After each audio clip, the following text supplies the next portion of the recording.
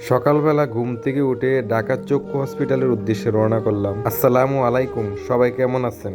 আশা করি ভালো আছেন এন্ড আমিও ভালো আছি আলহামদুলিল্লাহ। কথায় আছে না, আল্লাহ তাআলা যাকে ভালোবাসে তাকে রোগবালাই বেশি দেয়। কারণ রোগবালাই না হলে তো আল্লাহ তাআলাকে আমরা স্মরণ করি না। আল্লাহ তাআলাকে তখনই স্মরণ করা হয় যখন আমরা বিপদ ও মুসিবতে পড়ি।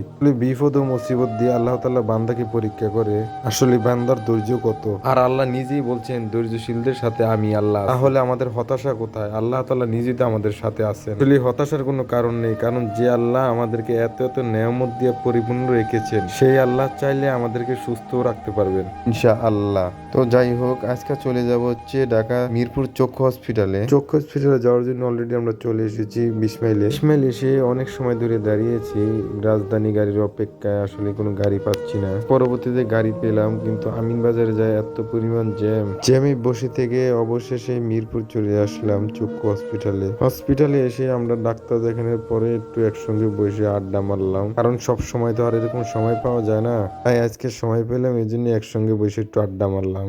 আমাদের হসপিটালের সমস্ত কাজ শেষে আমার ওয়াইফ বলল চলো এবার আমরা একটু 1 নম্বরের দিকে যাব। 1 নম্বরের দিকে পায়ে হেঁটে যাচ্ছি, যেতে যেতে মাশাআল্লাহ জুলাই বিপ্লবের অনেক কিছু দেখতে পেলাম দেওয়ালের ভিতরে আর্ট করা। তো আজকে এই পর্যন্তই, সবাই ভালো থাকবেন, সুস্থ থাকবেন, ফি আমানিল্লাহ।